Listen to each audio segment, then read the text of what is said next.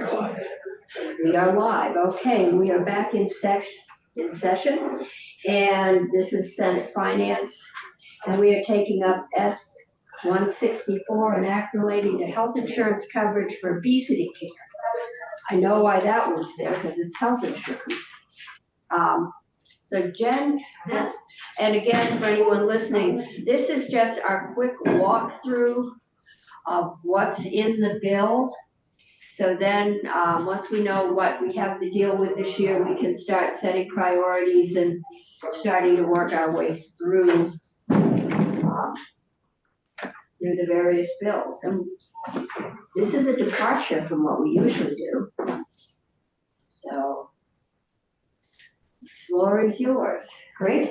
Thank you. Good afternoon, Jennifer Carvey, Legislative Counsel. Do you want me to put the bill up on the screen? Yeah, that would be great. Chat a bit about that. More acumen. Put that up.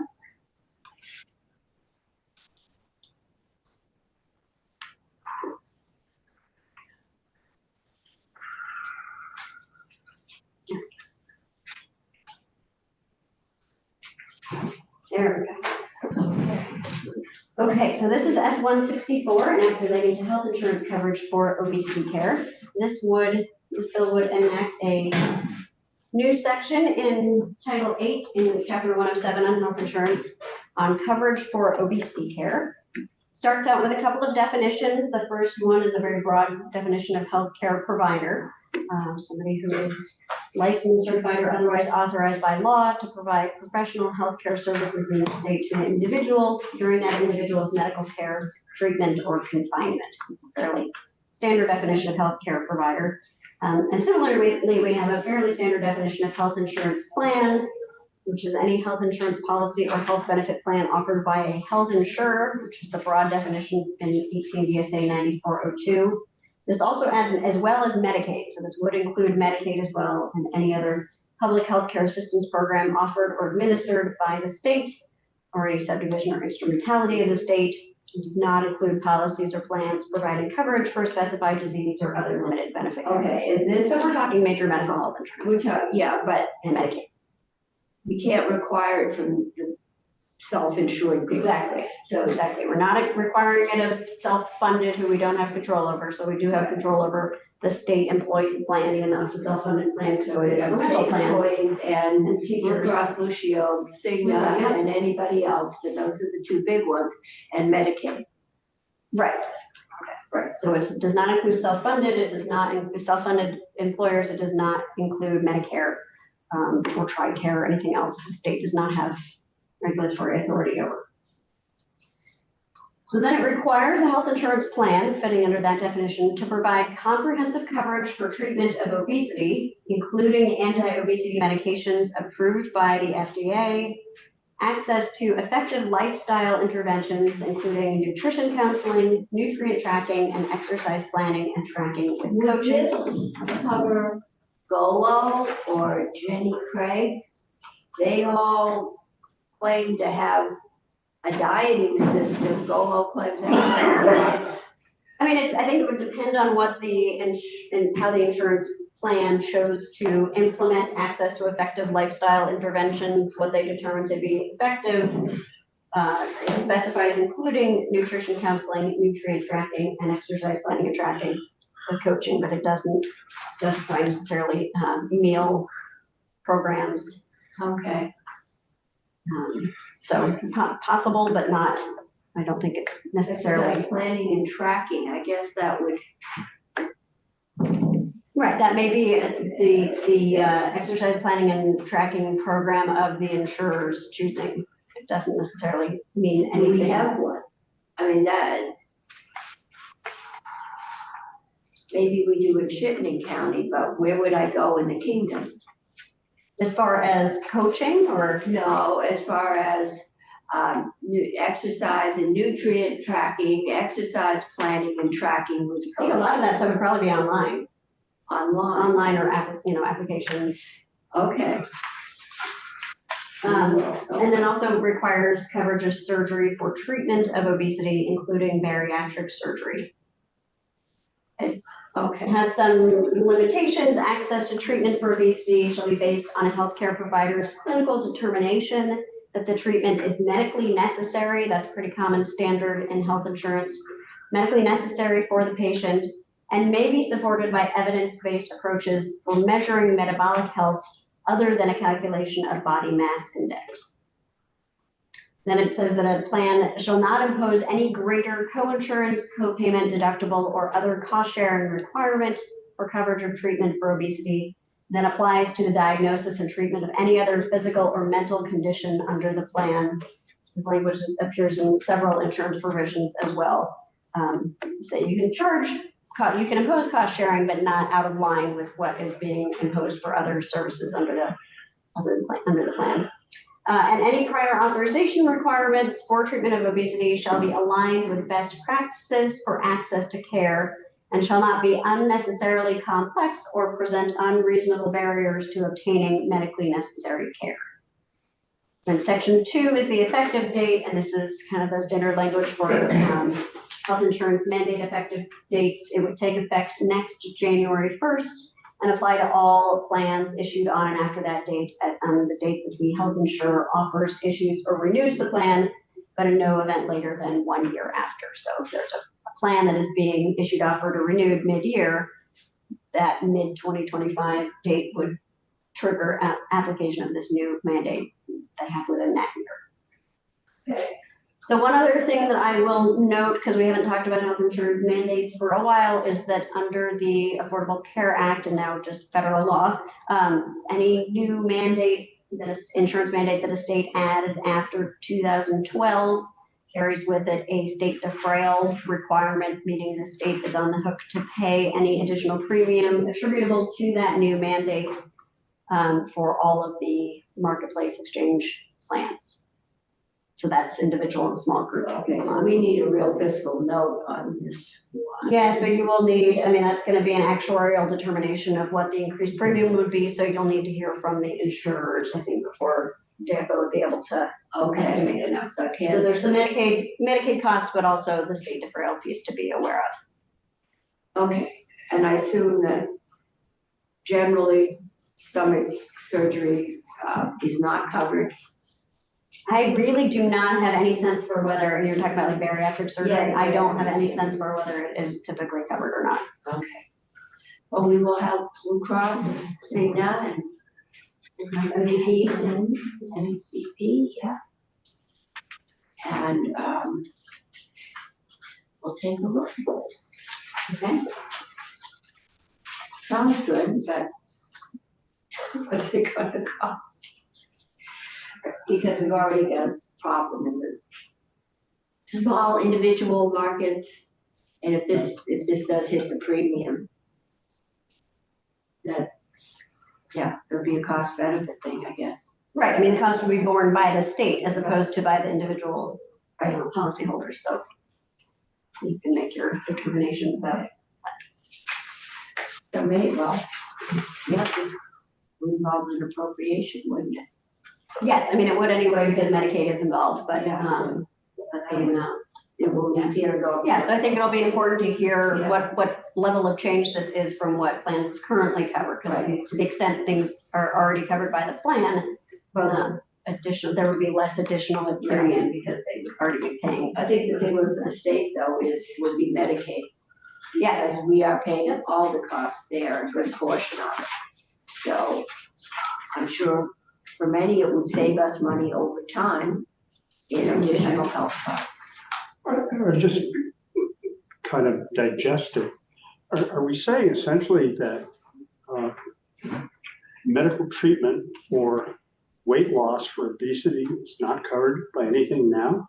no, we're not saying that it's not covered. I can't speak to what is currently covered on all of the plans, but no, this would be imposing a requirement that it be covered going forward. But if it is already being covered, that would not, I mean, if all of the items in here are already being covered under a plan, there would be no premium impact if they didn't change the coverage or plan design. Essentially, this would make it mandatory for plans to include this, Right. but there may be plans right now that already include it. Exactly. which again would be one of the questions that we probably would be asking. Exactly, yes. You'll want to understand what is currently covered on, you know, in the Mhm. marketplace plans, commercial insurance plans, as well as Medicaid. Yeah, I mean, it's hard for me to imagine a doctor not looking at a particular patient and saying, you need to lose weight, just as a matter of living until day after tomorrow. I think there is certainly a lot of recommendations around healthy weight and healthy lifestyle. Some of this is emerging. Anti-obesity medications seem to be an emerging area, and even some of the lifestyle interventions may be evolving as there's. Well, yeah, that's obviously one of the reasons we look at Yeah. this, that we certainly should be asking what's covered now. Yeah, oh, we will have everybody in. Okay, any other questions? Have you finished? I have. I just put Okay. it back up in case we wanted to look at it. So, no other questions? Thank you. Okay, and we are 10 minutes ahead. I'm not asking enough questions.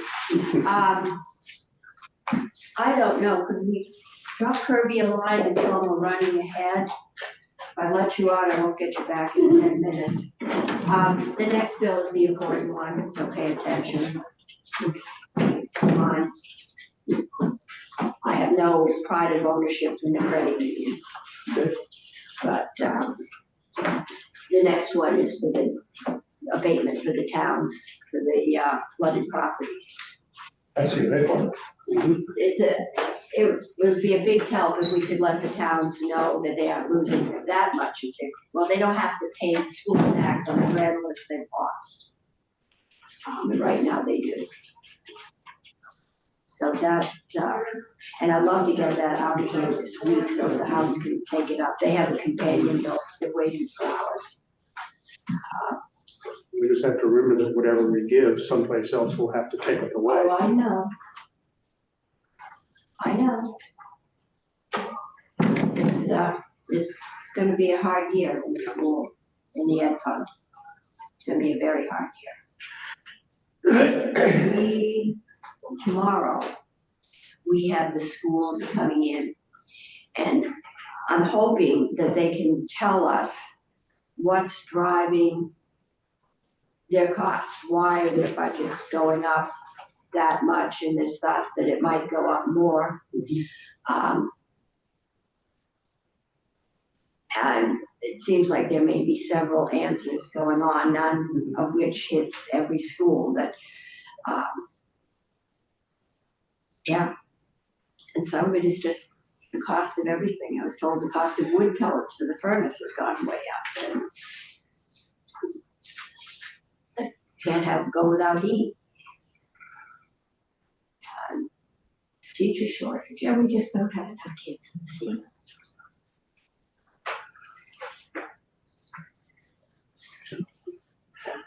Need more kids in the seats. Well, I understand that equation. I don't know if that equation addresses the entire No, but larger social equation. no, but I mean, our cost of students are so high because we just have very small schools, and so you have no economies of scale. With simple arithmetic, the fewer kids you have to educate, Yes, your educational expenses should be lower.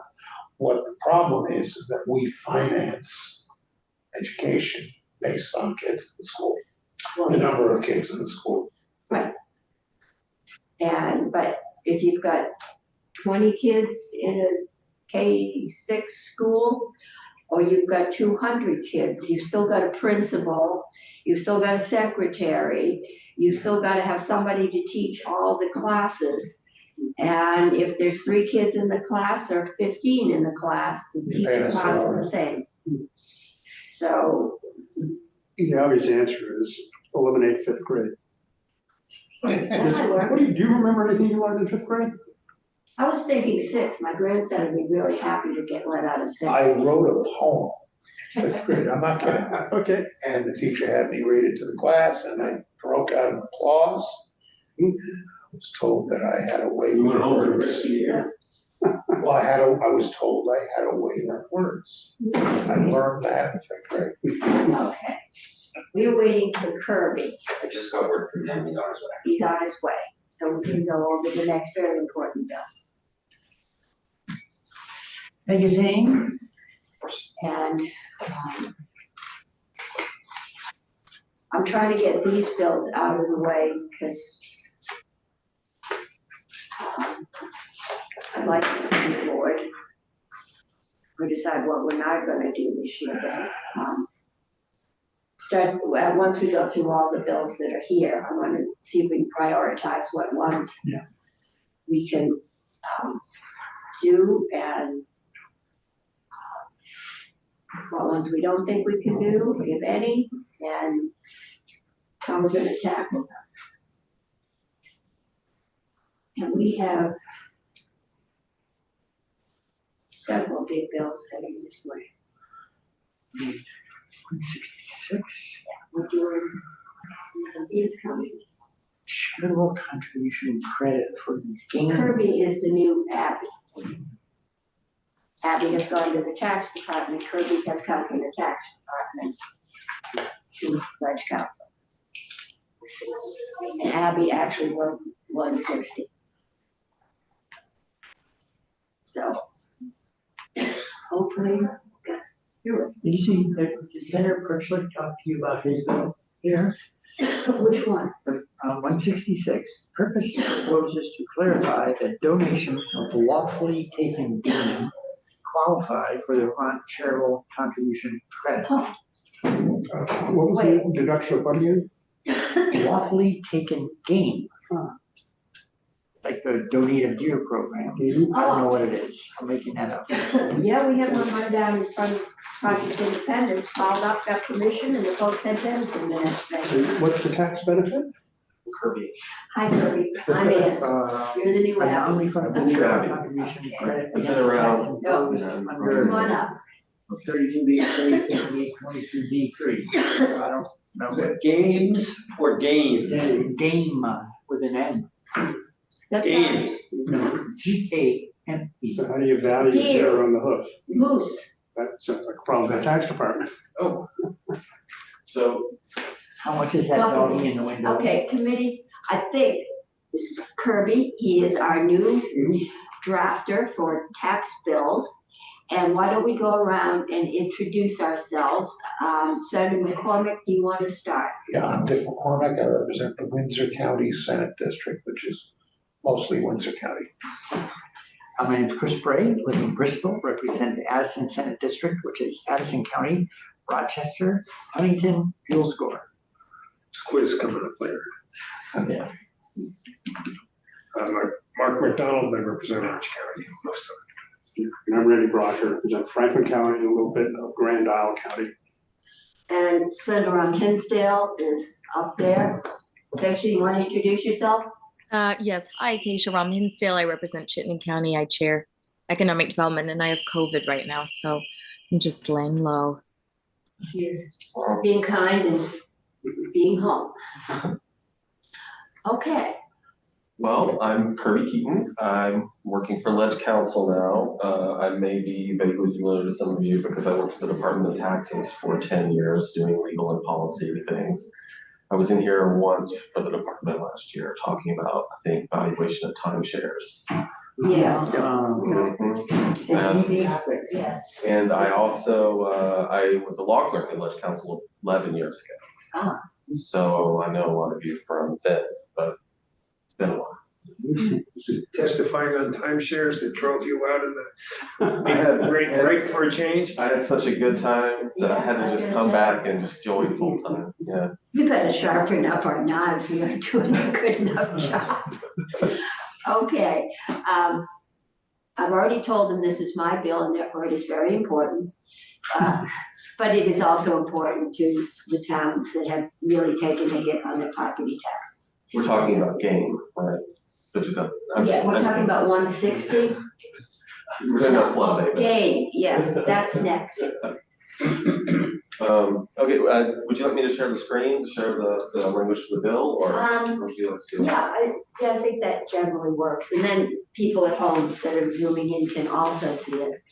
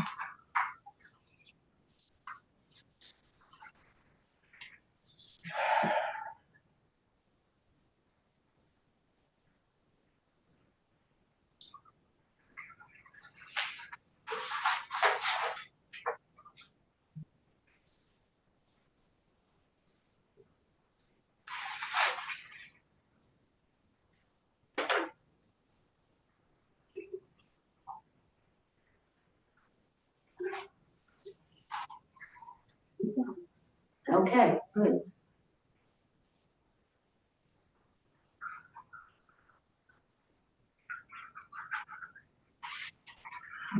Okay, we have Act 160.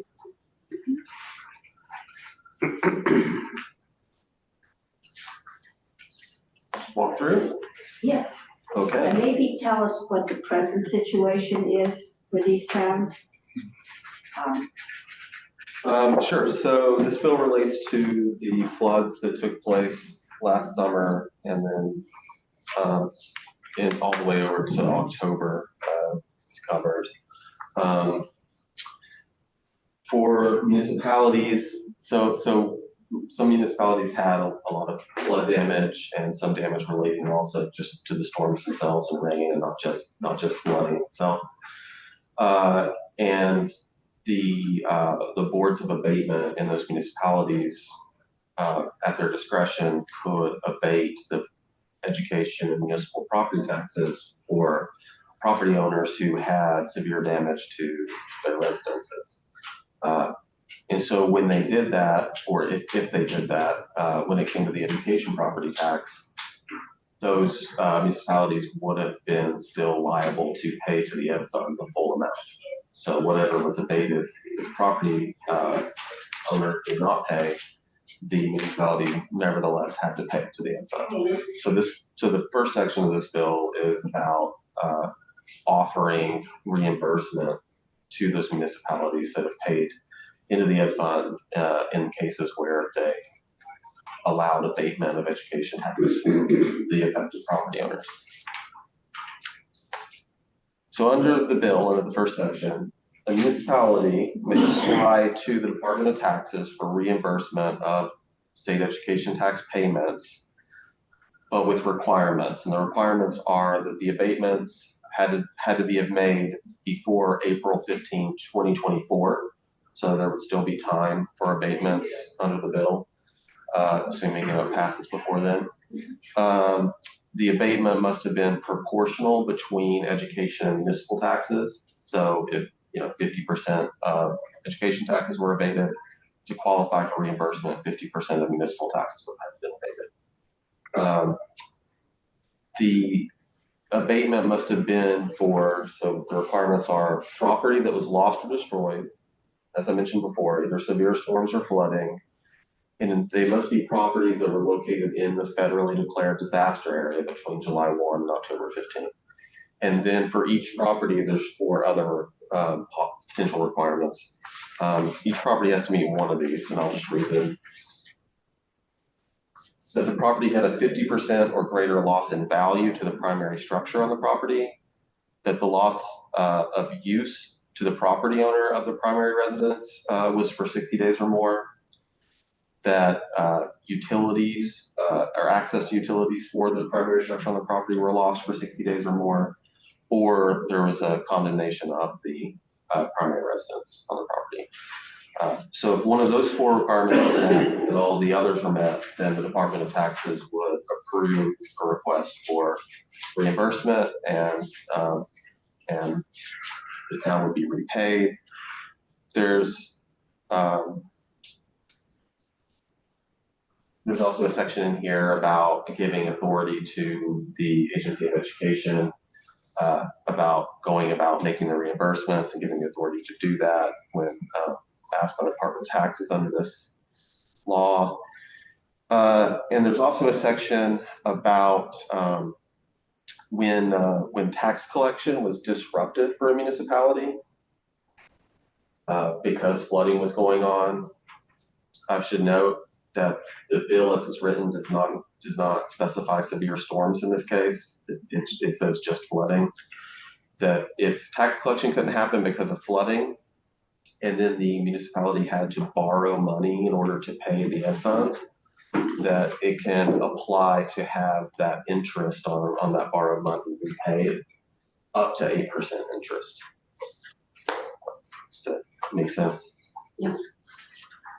And the bill also allows a municipality board of abatement to reconsider abatement requests. So if before the passage of this, the municipality felt like it couldn't afford to abate taxes, now that it knows that it could be reimbursed for the education taxes that are abated, the municipality could go back and reconsider and possibly award the property owners, again, assuming all the requirements are met. So this applies to flooding only, is that correct? The abatement part and the reimbursement for abatement applies whether it was severe storms or flooding. The interest repayment due to inability to collect taxes, that is written as it was drafted for flooding.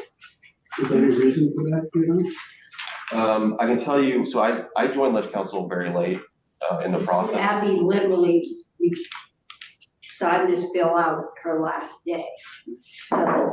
So Kirby is new to this. So this one was drafted by Abby. Mm-hmm. So I'm not sure. I don't believe it was intentional, that there was an intentional difference between, that's why I'm kind of want to flag it. That's really what I'm asking. Yeah. I think when we were writing this in October and November, we only had the summer storms, the big flood to deal with. And this is essentially what we did after Irene to let the towns off the hook. And we wanted to get it out. Since then, we've had the December storms and we had last night, and we may need to go back and look at a bigger bill. This was really intended to help the towns, Barre, Montpelier, Ludlow, Johnson, that lost a substantial portion of their grand list and are still gonna have to pay us the property taxes. And we had Barre and Montpelier. Those of us are in economic development. I didn't have them in because they're being hauled everywhere to tell us about just the financial conditions that the towns are in. So we stuck with the FEMA definition of 50% because, as I understand it, if we didn't, and we went down to 30%, we'd have to go out and appraise all those houses, which wouldn't help anybody for this year. But the city of Montpelier, all those buildings downtown were not 50% damaged, only the first floor, and they've got 2 above it, so they don't qualify. But this is just an attempt to give some relief, definitely not enough. We did fudge. I think the original bill said your apartments or your place had to be vacant for 3 months.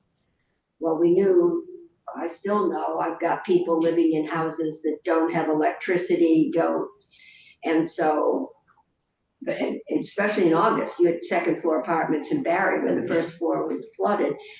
So we went with the utilities. You didn't have water, utility.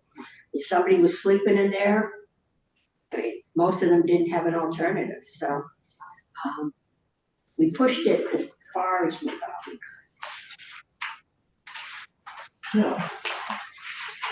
It seems to me the first floor will be the most valuable floor. Between the, if it's on Main Street or State Street is where the business is. It's economically, maybe, depends on the rent and, and if you own the building. But we're going by the FEMA didn't declare any of those FEMA, buildings okay. down.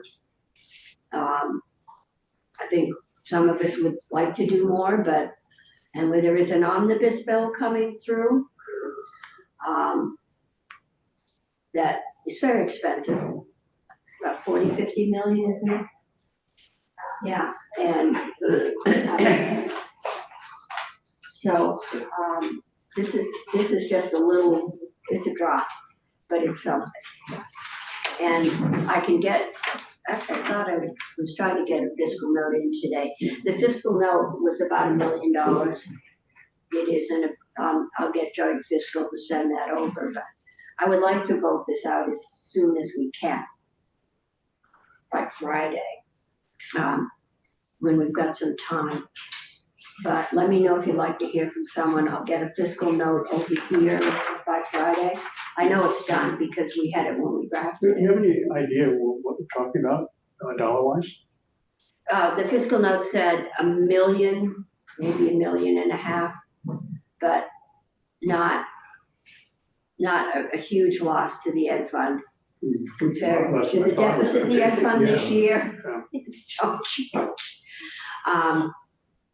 Yeah, I mean, that was the fiscal note. It's in the scope of one town, it's a big thing. In the scope of the state as a whole, it's not a lot of, grand list to lose. Well, this also deals with this year, doesn't deal with next year, Yeah, and the year after, and the year after. so if we keep having floods, I Can only hope. and maybe we learn to trust the town and not think they're gonna abate huge industrial properties and not pay the ed tax on them, which is, I assume, why it was there. But we'll see. So let me know who you'd like to hear from. Do I understand that we don't have a problem in this committee with expanding from just floods to storm damage as the situation we're dealing with? We don't have a problem with it. The issue is when you get to storm damage, somebody's gotta go out and assess it. And it would be very expensive. We'd have to hire and train people to do that. We don't have the staffing to do it. FEMA has done it for the flooding. And so we're gonna do that. But if we're going to have, I know Addison County had a whole lot of mini storms that really inundated some towns. We've got more we can do. This is, I guess this particular issue was a flood. yes, So we could do the flood centered bill and then at some point in the future, I mean, because there is the possibility of tornadoes, oh yeah, Tornadoes, ice storms, Yeah. so we've had huge Tornadoes, ice storms in the ice past. or droughts and forest fires. I mean, we don't know what's coming. We had several years of drought, not serious drought, but we had drought. Actually, the flooding with Irene took us by surprise. We were all getting ready for wind. Yeah, That's what we were expecting was a Yeah. hurricane. but and we haven't had a hurricane since 27.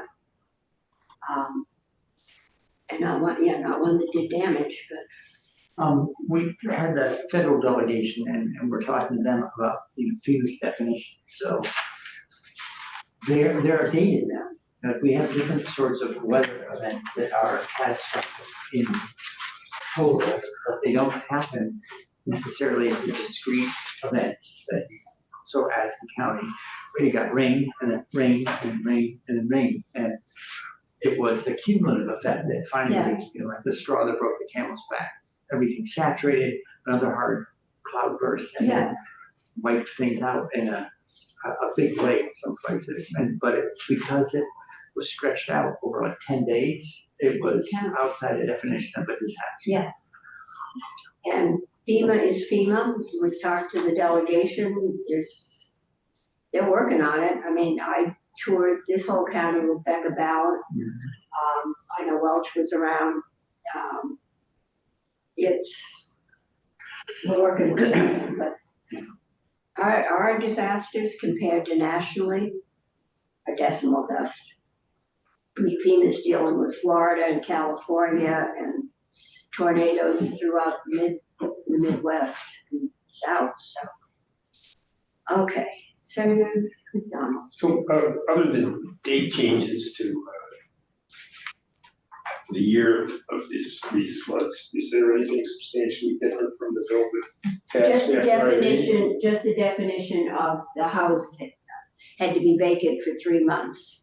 When we knew there were people living in houses that were flooded and had no electricity, but it was better than going to the shelter. So we fudged that as much as we could to help as many people. Kudos for whoever put that in. It was a joint effort. And my counterpart in Ways and Means and Abby and I spent quite a few days with our heads together.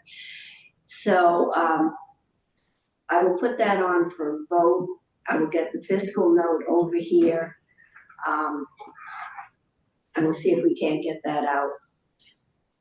Since it's not new. There's one thing I didn't mention, which is section 2 of the bill, which is for tax years 23 and 24, the definition of household income for the property tax credit will not include disaster relief. Oh, yes.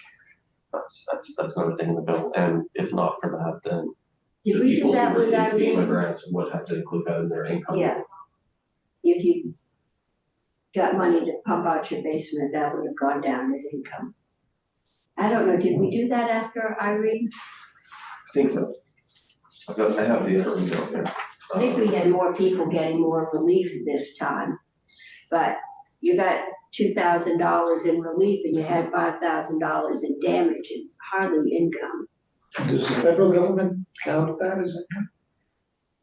We in the state did, I don't know what the This federal. is for the property tax credit, and household income has a broader definition than taxable income. For your, Income sensitivity. income Yeah, it's very- sensitivity. All right. We're not gonna get you thrown over because you had, you got $5,000 worth of relief to try and put your $8,000 loss. Well, we count the loss as well when calculating the income sensitivity, don't we? We count, but no, your grand list is where, how much the town's abated your property. And if you got, so if your property's abated 50%, then you're only paying 50% of the tax. It's only 50% of what it was This last is year. about the income that you have to report. I know. And so the value of the property, the loss of value would affect at that point. It's your income.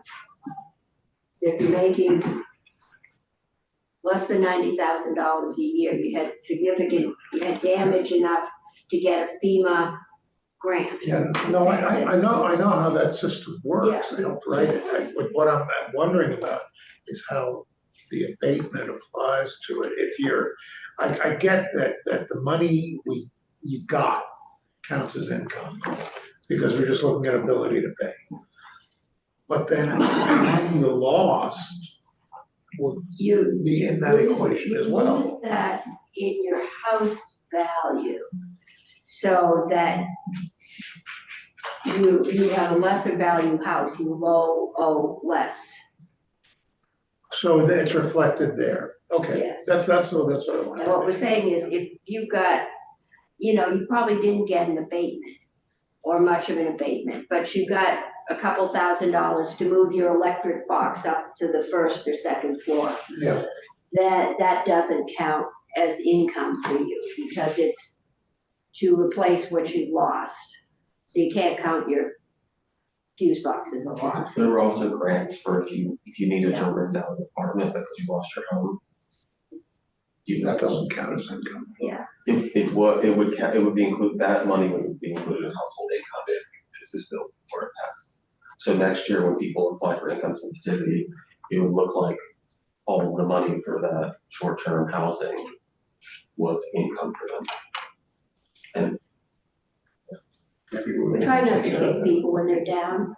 What's that? We're trying not to kick Well, people. that's what I'm saying. It sounds to me like maybe we are kicking them while they're down. That's what I want to clear up. No, we're saying that if we give you money to help you get back on your feet, it doesn't count as income next year when we're looking at what you have. Oh, it doesn't count. It doesn't count. It doesn't count. When you go in next year, you can take that $500 off of your $25,000 income.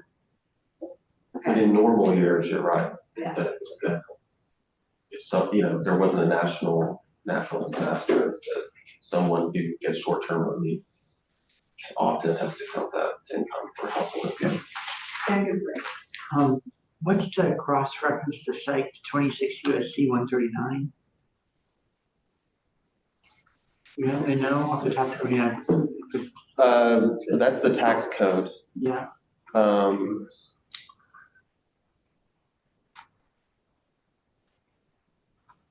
That must be where the tax code defines disaster relief payments.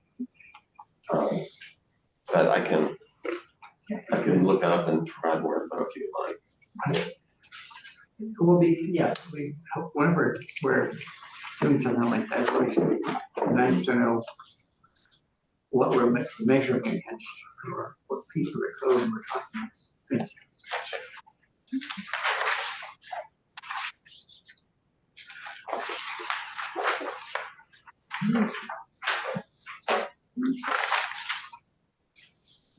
Okay, and we have one more to do, which is 166. Inoculating Vermont Charitable Contribution Credit.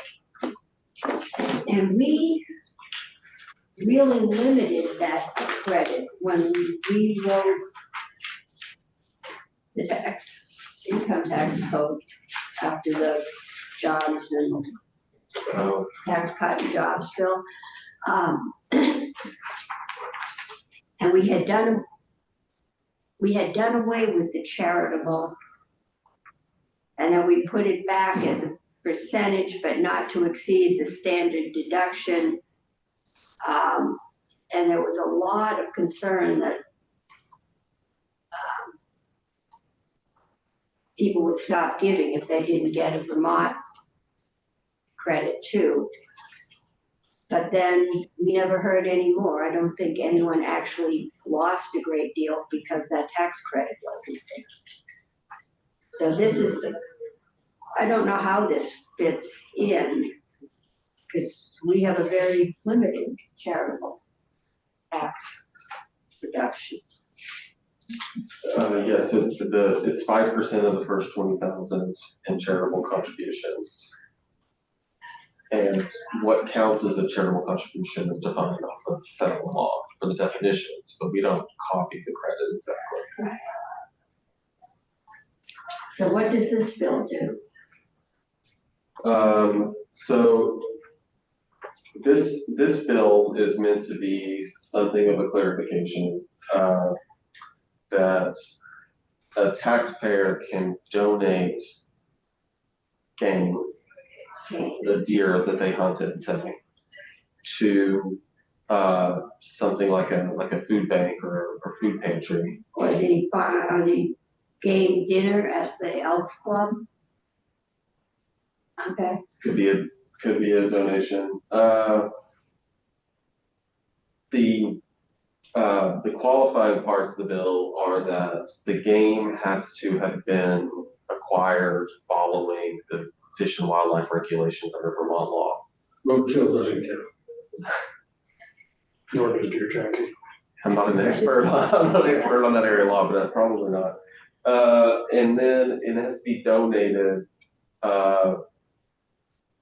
This is where it says, again, this is one that was around before I showed up here, but that Abby drafted, but It says it was donated pursuant to 12 BSA Chapter 197. That's the Good Samaritan law about holding people harmless for food donations. So if someone gets sick, So if you Yes. donate food, somebody gets sick? So that's where it's specifying that it was a food donation, that this contribution is for a food donation. I'm not sure I would have said pursuant to that, it more like, you know, Yeah, I in mean, accordance with one is saying that law. you're not liable if the deer you donate makes people sick. Another one says you can count it as a charitable deduction, but since you're limited on how many deer a year you can take, I'm not sure it's gonna be a charitable deduction that amounts, It would be 5% of the value yeah, of the deer. and who values that. I'm sure someone in Fish and Wildlife has a value on a deer. Okay, we will have Senator Perchlik in, this is his, and we will ask him what he's thinking of. That's it for Okay. 66. Okay. It's too early, can't be it. Why don't we take a look at these and, this is the bulk, we've got a couple more to do. But, anybody got any preferences for what we take up first, second, third? The PUC is coming in on Friday, we'll know if we can use 121 if we need to do anything. I'm assuming they're coming in to report what they found out on how you assess that, but, do that. We will do the credit, the CUD, bylaws and all those changes when they're coming in on, we said the 31st, the end of this month is their day here, so we'll take up any bills that have to do with them, they can testify, and we'll take that up that day. The Community Media Public Benefit Fund. I'm a little concerned about exempting all the munis, so B, we're basically targeting 2 or 3 commercial folks. Who are losing a lot of hookups and subscribers because people are streaming. I'd like to know exactly how many hookups and what kind of money we're talking about. And we've dealt with this issue several times in here, trying to find money for them. Sorry, I don't remember, was there a fiscal note already requested for that bill? For which, The hookers bill and the funding mechanism that. I don't know, that bill came out of probably, why it came here? It got voted out maybe from a House committee, but all the provisions got put into the Homes bill last year. So there's nothing left there. If it was done in a fiscal note, it would have been done in a fiscal note for the Homes bill. But first I saw it was when it was released from rules the first day of the session and sent here. So we essentially have a vehicle Right. if we want to do anything. You know, sorry, I got to look at the wrong number. It's 181 I wondered about, like, the community media one. No, that I want a fiscal note on. I'm sure they will all be in. Orca is frequently in these rooms filming. They're the local community access. They were done, I think, at a time where around here, when you're down in the valley, you either had the cable network and it was the cable network, or you had nothing, and the local TV people were seen as an alternative. I don't know now when there's so much streaming and so much more on all sides of issues. I don't know, and we can look at that. I was thinking, you know, like, what was that level of funding traditionally, and how much is it figured out? Okay, And that we can figure how- out. What could read as $15 will reinstate it. Somehow, it's a lot more money than they recently got, but I figured was, I mean, if it's every 200, it's only 300 or 400 feet. You're hooking up to this one and you're hooking up to that one, and that's $30. And yeah, I mean, it's poles, there's a lot of poles. Yeah. So, Okay, Madam Chair, yes, there were attachments that go from pole to pole to pole to pole from here to Timbuktu. Are those those are not the $15? yes. Any place, a commercial telephone company or cable company attaches to a pole, and this might affect your landline phone companies as much as anything. Wherever they attach to a pole, there's going, or to a, did the residents get excluded? I guess getting attached to a residence got excluded.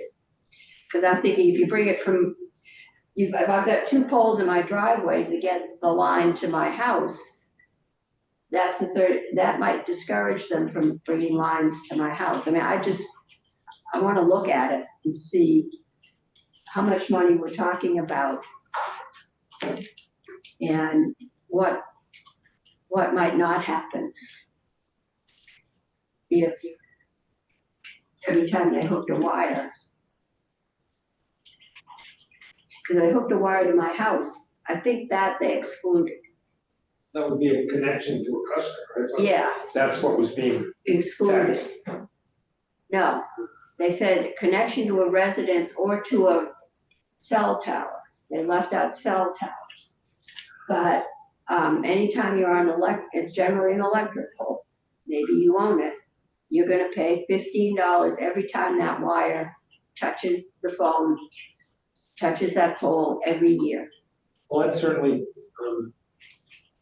will have a much greater effect on rural Yes, than downtown cities and towns.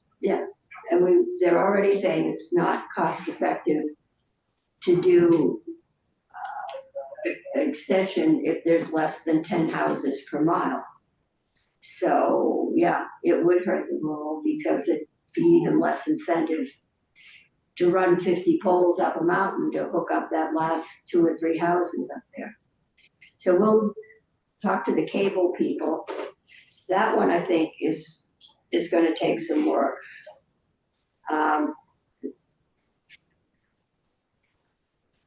And then, that one will take some time. I think the credit union thing, we'll have the banks in, we'll have the credit unions in. We'll either do it or we don't do it. It's not a kind of monkey around thing. It's pretty straightforward. And see what we find out. So I will start seeing if I can line up people for 181. And get that one moving. We'll do the communications union districts. Oh, God, health insurance. Everybody's enthused about that one. We'll set that up. Let me know, I will put 160 on for a vote. Let me know if you have any questions you want to hear from somebody or if you want to delay it. We hope to get it out with the BAA.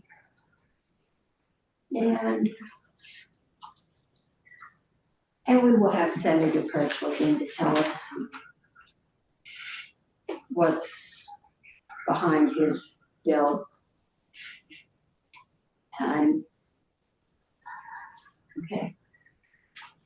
Maybe Kirby, if you can, when we do that, if you can refresh our minds about what the Vermont charitable contribution is, how it's calculated, And how much difference 2 deer are gonna make to somebody's, you get it.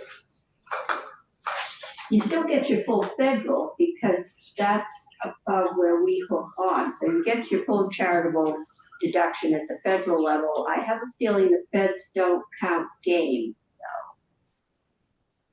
though. We'll find out. Yeah, would you like me to look into that? This would be a special Vermont. This would be, yeah, something about this would be specific to the Vermont credit, which is not directly linked to the federal credit. No, we set up a very different credit. Okay, We done? I think we're done.